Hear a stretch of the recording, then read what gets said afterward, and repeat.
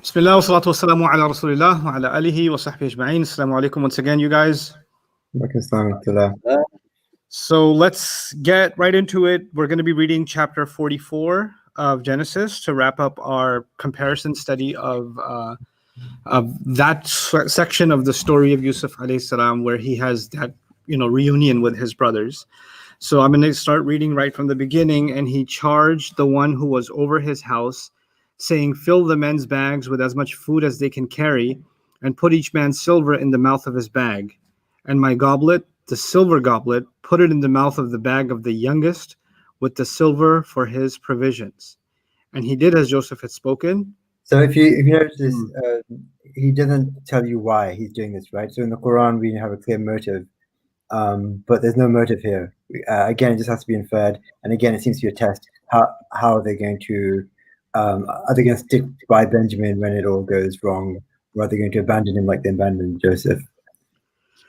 Right, and there's also, I was noticing my goblet, then the silver goblet, as if he's got several goblets and he's being more specific the second time around. Is that the original reading of the text? Then put my cup the silver on. Let me find the...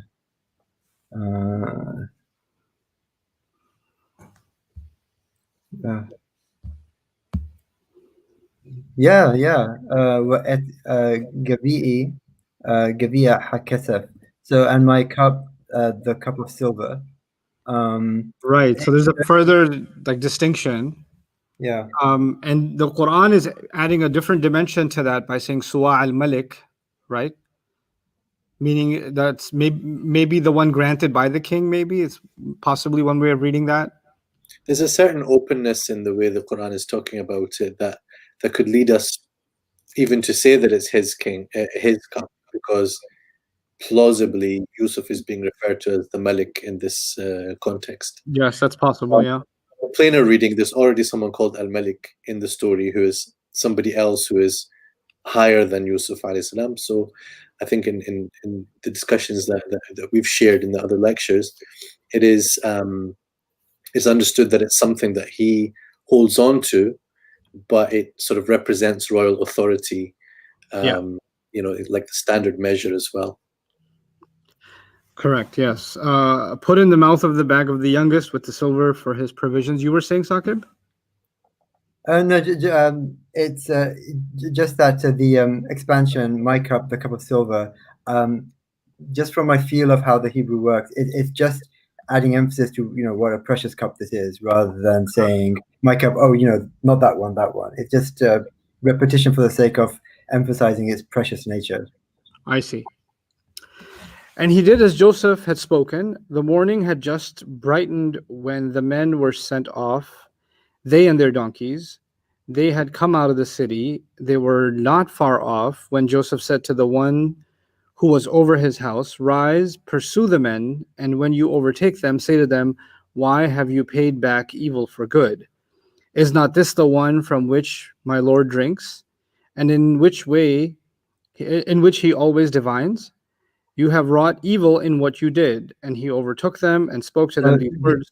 Divines is slightly problematic because Genesis sort of prohibits that, right? This is basically some kind of kahana, some sort of soothsaying, some telling omens, figuring out omens using wine cups or any other means. So Genesis prohibits, or at least the Torah prohibits that. So it's strange why it's being attributed to Joseph here. There's a couple of possibilities. Either it's kind of to keep his cover, so he's playing the part of an Egyptian and not letting them know that he's a Hebrew and following Israelite religion. Or more plausibly, this is creating one of several connections throughout this passage with the earlier incident of Rachel, Joseph's mother, who did steal, according to the Genesis account, and she stole kind of a divining, it's not clear exactly what it is, but some sort of a divining object from Laban, her father. So it's creating a connection, which the text isn't itself going to make much of, but it will become important as we continue. Later, rabbis and Christians do make much of this connection, and as does the Quran, between Joseph's mother, who did steal according to Genesis, and then Joseph and Benjamin, who don't steal, but there are certain sort of parallels in the way the stories are told. Right. Including the object that's kind of stolen. It's a divine. The Quran, by contrast, is, however, very explicit about Joseph not hiding his faith. Ma'adallah, innahu rabbi ahsana mathwaya, or in prison, and then even when he comes out, there is multiple references to God, and even in fact, when he is insisting on keeping Binyamin detained, he used the word ma'adallah again publicly. Right. And so there are interesting references to his faith, even in office, in the Quran's account. You have wrought evil in what you did, and he overtook them and spoke to them these words. So in the Quran's account, it's as if he didn't control or orchestrate what is going to be said. Right. And the part of the scheme was under his control, and the rest had to play out the way it would play out. But he didn't craft or choreograph the words that were going to be uttered by the authorities. Ayyuhal eid innakum lasariqun. He couldn't have anticipated that they're going to say, well, the law where we come from is fahuwa jaza'uhu. Right. So there's a lot of not pre-planned dialogue in the Quran's version. And here, what you have is him actually go say exactly these things. Yeah. Right. I have a query here. Well, a couple of things. Number one, it seems that the steward has put the silver in again. So this has happened twice now. And I would have perhaps thought that they'll cotton on to what's going on. And in a way, the steward has already admitted that, we just wantonly put things back into your bag. So like it would kind of weaken the ruse of having planted the cup. And I suppose that it could be said about both versions of the story in a way. Correct, so it's a good point. But the other point, because Saqib, you mentioned about this, the Genesis account that Rachel, the mother of Joseph and Benjamin, had stolen the cup. Was an idol. There's an idol, some sort of an idol from her. Yeah. From her dad. I've seen that reference before, because what's interesting, and it's not going to come up here, that's why I'm mentioning it now, because the Quran records them saying his brother stole before. Now, the Mufassir, when they are explaining that, one of the things that they say is that perhaps this is a reference to Yusuf having been involved with that incident, which is probably a bit of a conflation of things, because they say that Yusuf's mother told him to steal something from her father. But I think there might be some issues with time scale and stuff like that. Yeah. It just shows that the Mufassirin were also sort of dealing with the materials and sort of making sense of different aspects. So they say perhaps he had stolen, but in a way that was justified because it was to prevent idolatry from taking place. That's so interesting. So, I mean, there's a lot to say about that. So we can maybe when we get to that place of the cup being discovered. But yeah, we can discuss all these things then, because a lot of that goes back to rabbinics. And I'll read on then. And they said to him, meaning the brothers now saying to the servant, why should our Lord speak words like these? Far be it from your servants to do such a thing. Why the silver we found in the mouth of our bags we brought back to you from the land of Canaan? How then could we steal from your master's house silver or gold? He of your servants with whom it be found shall die, and what's more, we shall become slaves to our Lord. And he said, even so, as by your words let it be, he with whom it be found shall become a slave to me, and you shall be clear. So you see there's a tension here, right? There seems to be a contradiction. They're saying one thing. They're saying whoever has stolen it, if one of us has stolen it, is going to be put to death, and everyone else will be a slave.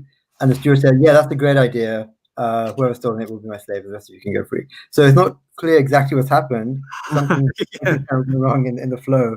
So the Quran doesn't have that tension. So why, what's that tension doing then in the biblical account? There's a couple of possibilities.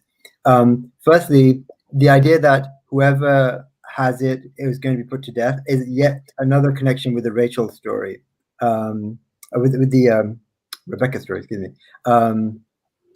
Rachel, Rebecca. I'm getting all confused. Rachel, the Rachel story. You're confused. I'm really confused. Okay, so Yeah. So Rachel is the mother, right? Yeah. So Jacob's favorite wife, the mother of Benjamin and Joseph, and she's the one who stole from her father Laban an idol, and several kind of wording and locutions in this passage mirror Rachel's kind of theft. So the text is clearly creating a connection between this staged theft and that actual theft. And we'll see, as I said, that gets picked up on by the rabbis, who then speculate what else might have happened.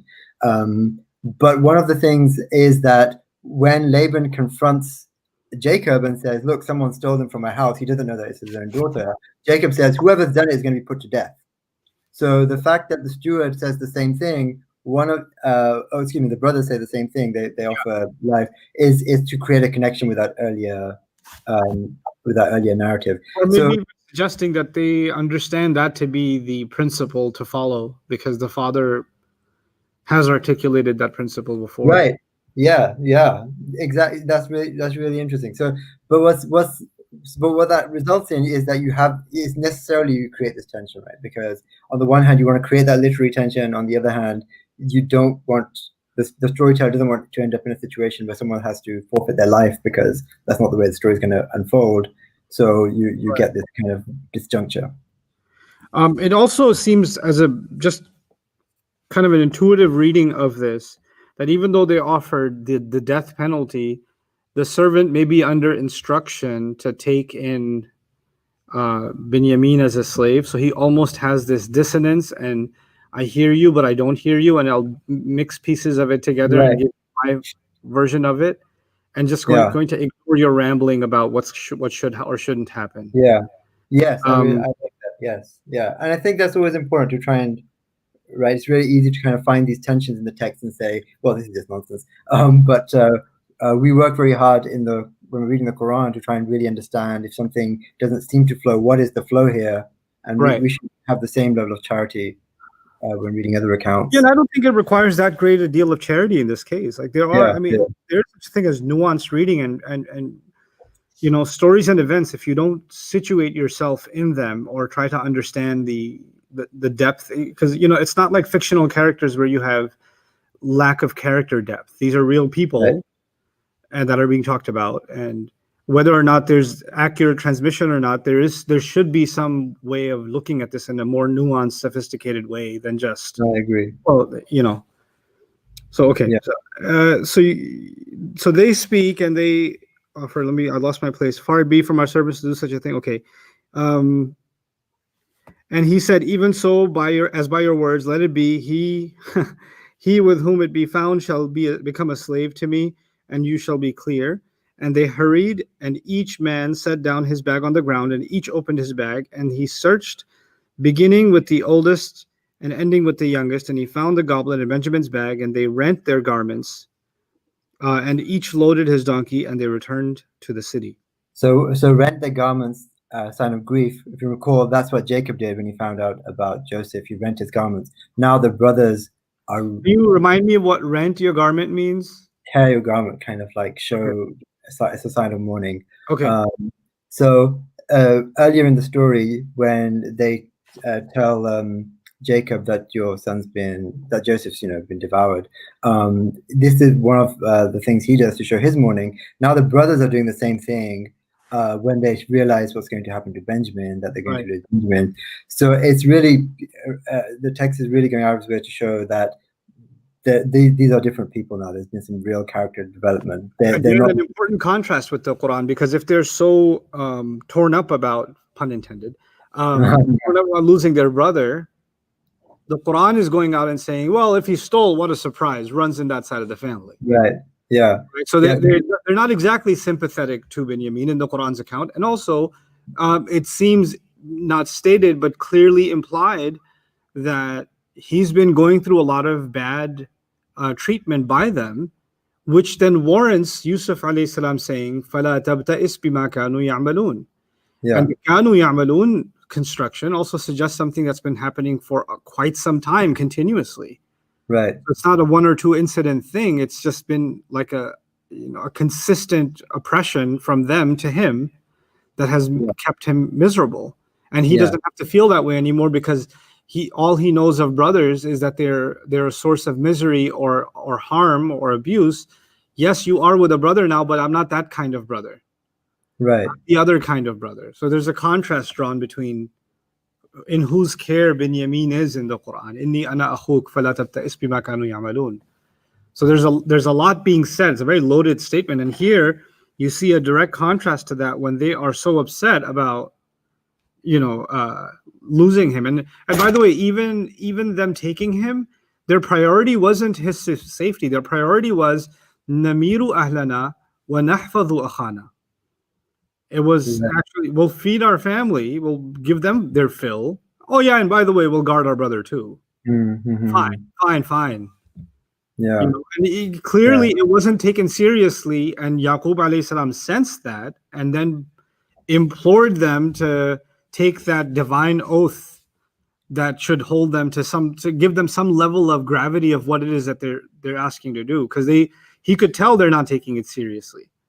That's really interesting. Yeah. And obviously, so in the Quran, because you have this third visit, you have 3 trips to Egypt. Right. You have a greater period of time over which to kind of see what they are and what they kind of the pathetic state that they end up reaching. Yeah. Whereas in the biblical account, there's only these 2 trips, and like I said, it's not as even in the first trip, there's already, you sense that there's remorse, which makes Joseph's, as we discussed last time, Joseph's harshness more difficult to swallow. Like he's already feeling there's remorse. I'm taken aback by that question about him being so much more relatable in the Bible. I was like, yeah, that comes up. There's a lot of omission before you can make a statement like that, right? You have to not pay attention to a lot and then catch on to this to come up with that view, right? But anyway, so they rent their garments and each loaded his donkey and they returned to the city. Why would they return to the city? So this is they're going back with Benjamin. They didn't have to. So it's very clear that the steward is just interested in taking Benjamin, but it seems that part of Joseph's test was, what are they going to do when they're at risk of losing Benjamin? And they're passing the test. They're kind of going back with him. Okay. And Judah with his brothers came into Joseph's house, for he was still there, and they threw themselves before him to the ground. And Joseph said to them, "What is this deed you have done? Did you not know that a man like me would surely divine," meaning figure it out? No, divine in the sense of kind of engage in some sort of cultic practice, and through the communication with the spirits, figure out what's going on, which is really problematic, right? Because like I said, Joseph is clearly a monotheist, even in this story. Divination is prohibited in the Torah. And so what's going on here? Is this him trying to keep his cover? Is this just a literary kind of connection with the Rachel story? Maybe the Quran is commenting on this, as you're talking about it. Maybe the Quran is commenting on this, among other lessons we draw from it, in Inni taraktu millata qawmin la yu'minuna billah. I have nothing to do with that religion. Right. And here he's like, I mean, I'm sure the interpretation is he's keeping appearances to not get in trouble, but that is not the picture you get in the Quran's account. He's actually openly professing his faith. Right. And the "Dhalika mimma 'allamani Rabbi" is actually the most telling part of that. Yeah. Because it's something that would be attributed to divine spirits, or the spirits told me how to interpret the dream. He immediately attributes that to his Rabbi. Yeah, that's interesting. Yeah, so that might be a direct response to this kind of idea of this. It may be, yeah. It may well be.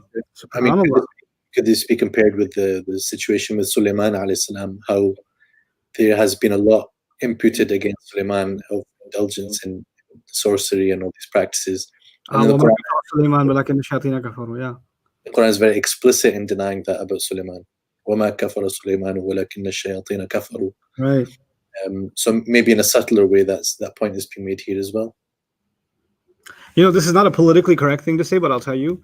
I was in a conference in 1999 in Chicago. It was a conference called the Society of Scriptural Reasoning.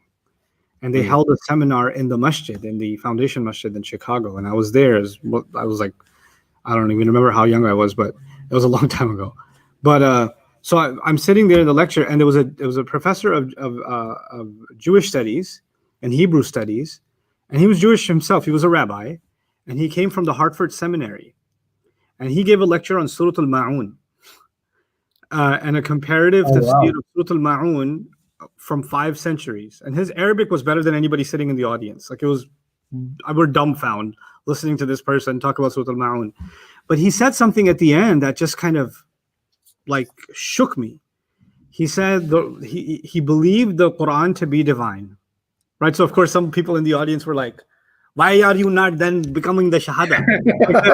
that happened. But besides that, he said something really interesting. He said, I love, what the Quran brings to the world of Scripture, because I believe the only thing that can save the Christian and Jewish traditions from themselves is the Quran. That's his words. And I was like, well, what does he mean by that? He talked about the Scriptures being resolved, so many ethical, moral dilemmas, spiritual dilemmas being resolved by the Quran's telling of those accounts. For him to say that was just mind-blowing to me. It was absolutely mind-blowing. But anyway, I wish I remembered his name. I gotta look it up. Maybe he's still around. Maybe I'll invite him. We can have a chat. Maybe his name is Abdurrahman. Yeah, maybe the uncle's comment, got through. I not then become the. He just smiled.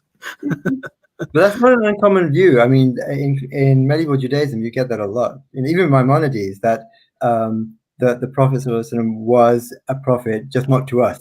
He was a prophet to the Arabs, and through him, God guided so many people to monotheism, and there's an appreciation there.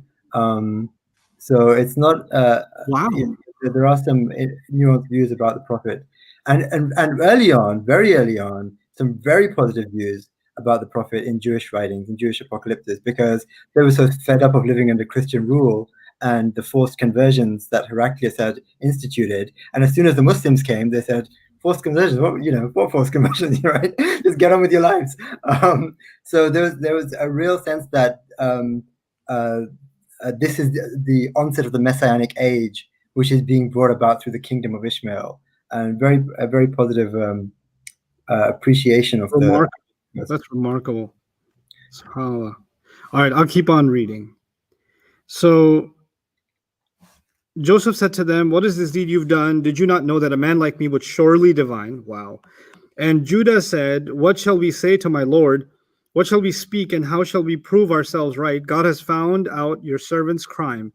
Here we are, slaves to my Lord, both we and the one in whose hand the goblet was found. Okay, so this is just in my own note organization. This is where I had a whole bunch of things about inna ibnaka saraq, and your excuse me, when yasriq faqad saraqa akhun lahu min qabl. Right. Because you see nothing like that here, right? Even though there are clear connections being made to the Rachel story, what Genesis is doing with those connections is not that clear. It may be, as some scholars have pointed out, that it's saying that, look, Rachel stole and she got away with her crime because her idol, even though Laban kind of chased them and searched the tent, he didn't find the idol, so she kind of got away with the theft. And maybe this is saying that, in a sense, that punishment is being kind of met further down the line. So kind of the sins of the mothers is being paid for by the son. Maybe that's the point of literary connection, but there's nothing like what you see in the Quran. But now what the rabbis have is that the brothers, when they see that Benjamin has stolen, there's a couple of, both in the rabbinic tradition and the Christian tradition, a couple of ways this plays out. Either there's a direct confrontation with Benjamin, then and there before Joseph gets to the scene, or there's a confrontation in front of Joseph. And so there's these two sort of possibilities. If it happens with just kind of a confrontation with Benjamin, that's often reported to Joseph anyway, so he sort of becomes part of the picture. So the earliest tradition about this is probably, again, Genesis Rabbah, and he says, if I can read the translation here, they said, what a thief, the son of a thief, right? So they say this Benjamin is a thief, and his mother was a thief as well, so they call him the son of a thief. And that obviously replicated in tafsir literature, is it not? No, I think I read you from another book which mentioned this, and the difference between attributing him to his mother or attributing him to his brother, which is two different things. Yeah. Yeah. But what's interesting sorry, go on. No, I'm just saying I was reading Ustad Noman, a passage from Gabriel Reynolds' book, which mentioned it. Okay. Yeah.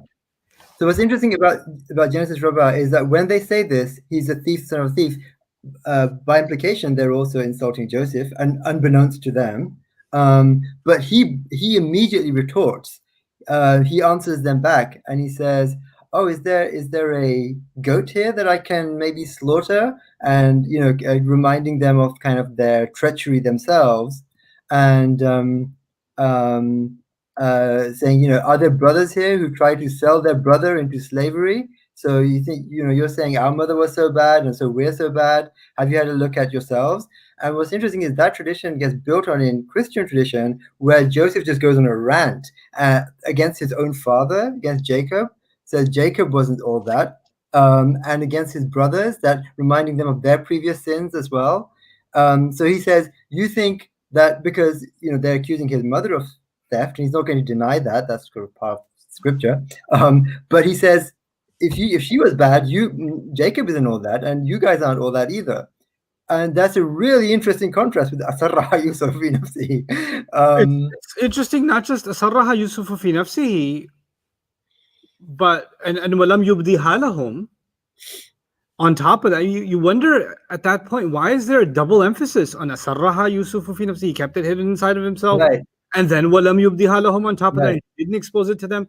And then if you put it against the backdrop of all of this literature where there is no such thing as him holding back, and him allegedly going on this rant, and in that rant even saying these horrible things, which deserve to be said, and yet the only thing that he did say is antum sharrun makanan wallahu a'lamu bima tasifun. Right.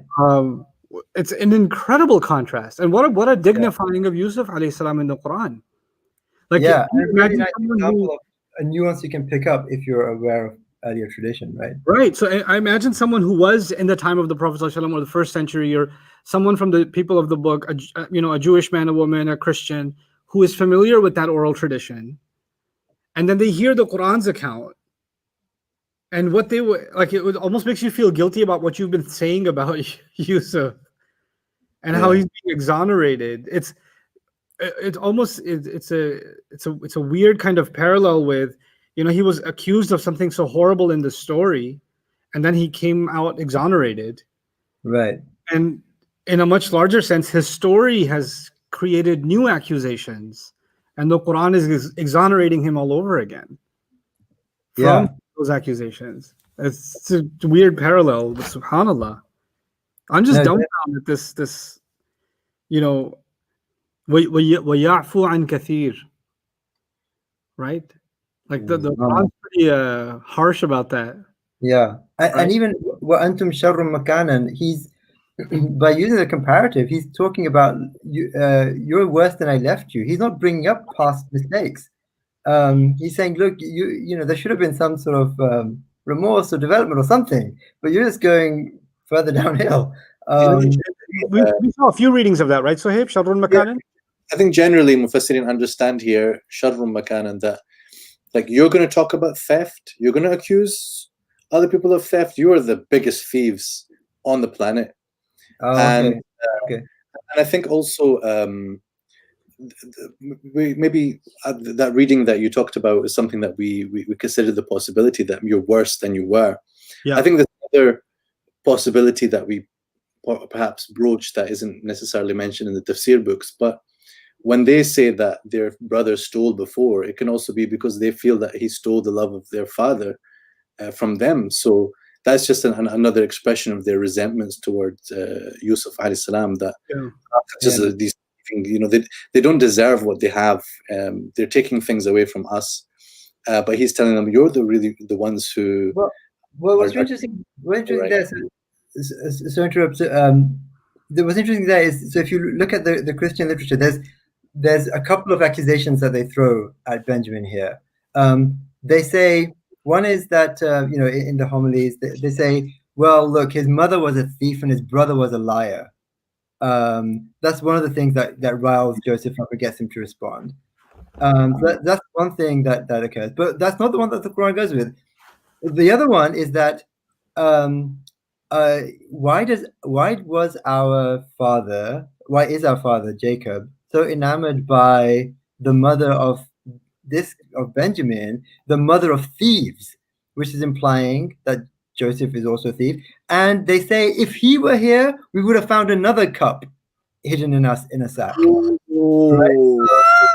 So what's interesting is the first accusation is kind of, in terms of what's happened in Genesis, kind of works better in terms of the logic of Genesis, right? Because Joseph told them the dream, and they considered him a liar, and so it makes sense for them to say, your mother's a thief, your brother's a liar. The Quran isn't going to go with that accusation, because in the Quranic account, he didn't tell them the dream, right? So they don't have that liar accusation they can throw at him, which leaves the other one, which is that if he were here, he'd be a thief as well. And his mother is clearly someone who gives birth to thieves, because Benjamin is a thief, and so Joseph, even though we might not have something specific we can throw at him, but we can tell the kind of character his mother is giving birth to is probably a thief as well. So I think this might be an interesting case of understanding something in the Quran by reference to other discussions that were happening at the time, and why it is that they said what they said. Because to me, just speaking personally, it's difficult to understand why they would throw that accusation at him, but it does make a lot of sense when you look at what kind of the broader picture of them saying, well, his mother's just kind of someone who gives birth to. There's another the Quran's account of this, because it's also very important to know that we can read the Quran's account without any background of this, and some people would not have had a background. That's true. And without this background, with the Quran, there's an openness in the Quran's expression of that account. And so when they say, if he stole his, he had a brother who stole as well, what that yields itself to, what are the motivations for saying something like that? And one direction they went in is the mother and the incident, and maybe he had a hand in it, etc., right? Another, like you said, maybe an emotional expression that's been mutated. He stole the love of our father. But yet another is that the resentment they have towards Yusuf and how they felt towards him led them to do such a heinous act of leaving him in a well to die, yet, or selling him off into slavery, yet that act did not over time turn into remorse or looking back and saying we did wrong by our brother. Instead, and it didn't put out the fire of hatred they had towards him. So many years later, they have an opportunity. This has nothing to do with Yusuf. It's Binyamin who's taken a cup, and they take the opportunity to go out of their way to throw mud, sling mud at their allegedly, for all they know, dead brother anyway, which is a very powerful commentary on a grudge that one cannot let go. And this, to me, is important in the Quran sense, because early on in the story, what did Yaqub tell his son, Yusuf alayhi salam, to look out for when it comes to his brother? Don't tell them the dream. And then he added, Inna shaytana lil insani adu mubin. He mentioned the devil. And the devil has an endless grudge against not just Adam, but all of his children. And it doesn't matter how many he destroys, his grudge doesn't come to an end. His fury is not, the water didn't put it out. No amount of revenge, no amount of evil that he does gets rid of, finally, you know what? I'm satisfied now. I've had my fill. There's no such thing. And it seems in the Quran's account, the brothers still haven't had their fill of doing wrong by Yusuf, even when he's not alive. Now you can't hurt him physically. Now you're hurting his dignity. Right? Yeah. It's a very powerful commentary on, like, there was no need to say it at this time. They're in front of, this is a completely different case. It has nothing to do with it. And even if you say it's hereditary or his mother was like this, etc., why is this anyone else's business? It could mean that over time they've actually added these kind of justifications for their own selves. Like in the beginning, they didn't accuse him. In the Quranic account, they haven't accused him of anything except for, being more beloved to their father. Right. But then after having done that, they're like, we really did this to, an innocent boy. Oh, he's not so innocent. One time he looked at my toys, and I'm sure he stole it. Yes, he stole it. And then after years, it becomes, a matter of certainty. Yeah, they've convinced themselves of the matter. So because you want to tell yourself a story that justifies your hatred. And this is the story of corruption and grudges, really, even within religious traditions. Once you carry a grudge, you can't tell somebody, hey, I have a grudge rooted in jealousy, which comes from the waswasa of the devil. You're not going to say that. You're going to say, you know what? It's not jealousy. I'm really upset because that's a messed up person. And let me make up some story about why they're so messed up. So you side with me and you empathize with what I'm going through. Also, it's interesting, in the Quran, they first came and so openly said, we didn't come here to do wrong. Right? مَا جِئْنَا لِنُفْسِدَ فِي الْأَرْضِ. Innocent. And the moment one of them is found guilty, they run a train over him. Right. Like, وَمَا كُنَّا the وَمَا كُنَّا سَارِقِينَ vanishes into thin air. And, of course, it runs in the side of the family. Right. It's interesting that the possibility wasn't raised that, this could be an accident. There must be a misunderstanding. No? You put our back in our bags. But, position to make that kind of accusation, of course, against the Aziz and the authorities. But still, they could have said, surely there's some mistake. But they were like, like you said, absolutely threw him under the bus we see over here. And by making that accusation, they're already going out of the way to say, look, we're not thieves. It's kind of putting them even further into the clear, saying, as you said, it's definitely not us. We're not thieves. Unfortunately, we've got some bad apples in the family, and that's we didn't bring him the first time. You kind of wanted him the second time. Well, I'll just let you know this is what that side of the family's like. Yeah.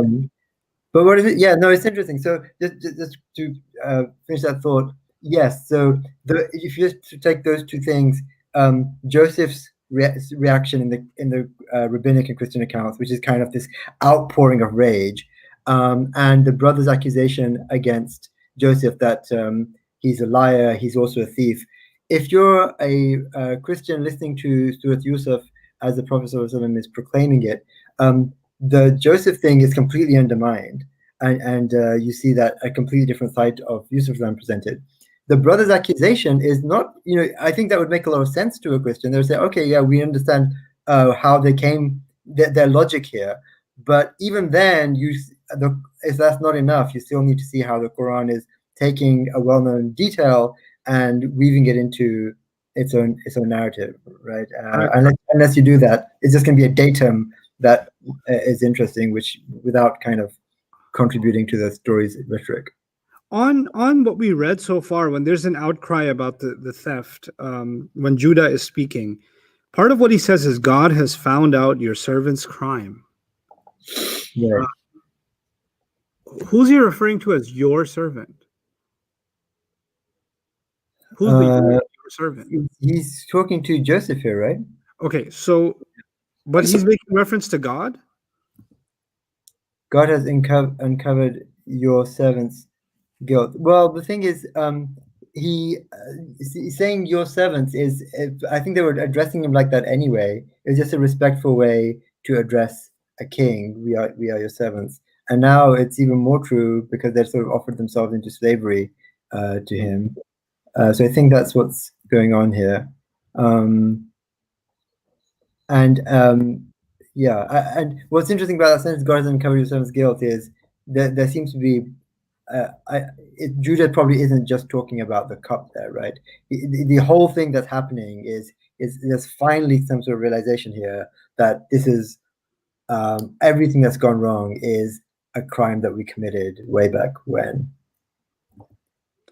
And he said, "Far be it for me to do this. The man in whose hand the goblet was found, he shall become my slave, and you go up in peace to your father." A parallel with the Quran, and yet again a contradiction. The man in whose hand the goblet was found, which is almost a mirrored expression in the Quran. Right. وَوُجِدَ فِي رَحْلِهِ, right? We found, yeah. But the suggestion that the one in whose bag it was found should be the one enslaved was an initial suggestion made by the brothers in the Quran. And then the second time, that this mirrors what the Quran says, that I'm only going to take the one that in whose bag the cup was found. It's also interesting that in the Quran, it's not far be it for me to do this, it's ma'adallah. Right. So the reference to God is not attributed to Judah or the other brother talking.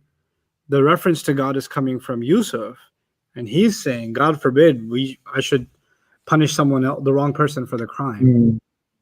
Right. So in the Hebrew, it's khalila is a profanity, like it'd be disgusting, but not ma'adallah. You go up in peace to your father.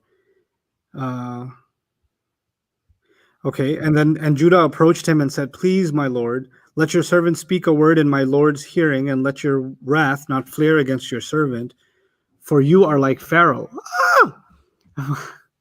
My lord had asked his servants, saying, "Do you have a father or brother?" And we said to my lord, "We have an aged father, and a young child of his old age, and his brother being dead, he left alone. He alone is left of his mother, and his father loves him. And you said to your servants, bring him down to me, and use." Okay, yeah. Okay, so they're reiterating the conversation. The rest of the chapter is just a speech, a very emotional speech by Judah, recapitulating or recapping everything that's happened. I don't know. Actually, this is a pretty long recapitulation, meaning he's really trying to plead with Yusuf to let him go. And the Quran will actually summarize all of this in lamma istay'asu minhu. Right. And the lamma suggesting tarahi. Now I get where the tarahi is coming from. Right. The long-winded tarahi means that it's not when, it's finally when they lost all hope in getting anywhere with him, which means they took time to plead with him and make the case. And it seems the Bible is spelling that out, and the Quran just juices all of that into that one little phrase. That's really nice. And also the istay'asa, that's followed by qala kabiruhum, right? So the Quran doesn't say that it was the kabiruhum who was doing all of the talking with Joseph. It was just among themselves who said, "Didn't I tell you we shouldn't do this?" Right. Because here Judah is speaking, and Judah isn't the eldest, right? He's and so there's no tension there.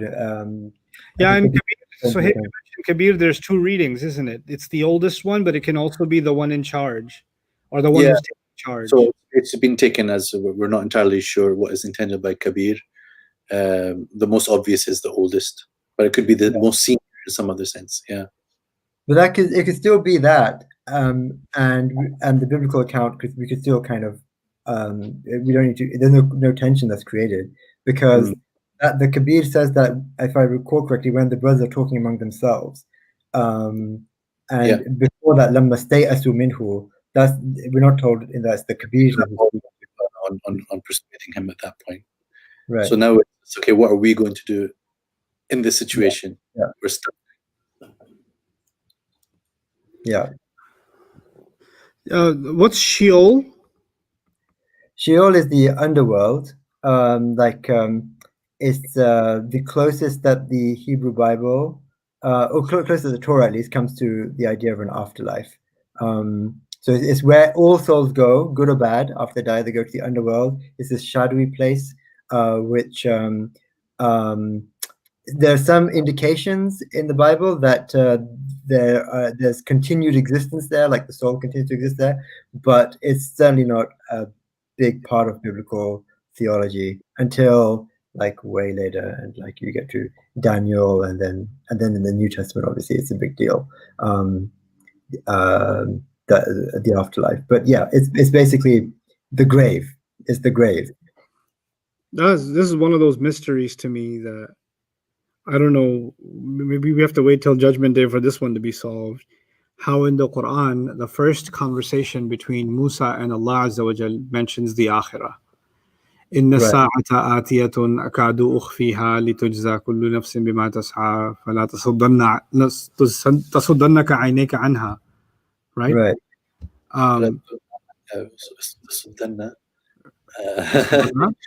You've confused everyone. No, I think I read it wrong. What is it? فلا تصدن Let not block you, the one who does not believe it. Well, you got muffled. Say that again. فلا تصدنك عنها من لا يؤمن بها. من لا يؤمن بها. Yeah, you're right. Yeah, but it's so emphatic in the Quran that the afterlife comes up as the first, and don't let go of this teaching. Don't forget about this one. And yet it's what's really cool? Absent in the Old Testament. So here's what's really cool. Okay, so Sheol, it's not clear why Sheol is called Sheol. It's one of several words, one of many words in the Hebrew Bible where we're sort of unclear about what exactly it means. But one opinion is that it's from the root sha'al, which is the cognate of sa'ala, and it's called Sheol because it keeps asking for more. That's why they called it Sheol. هل امتلأت وتقول هل من مزيد. It was really interesting that there's a echo of that in the Quran, kind of a reminder that even if you just have the name, that should be enough to tell you that there's more to this than simply a place you're buried. By the way, I think I still said it right. I said تصدنك.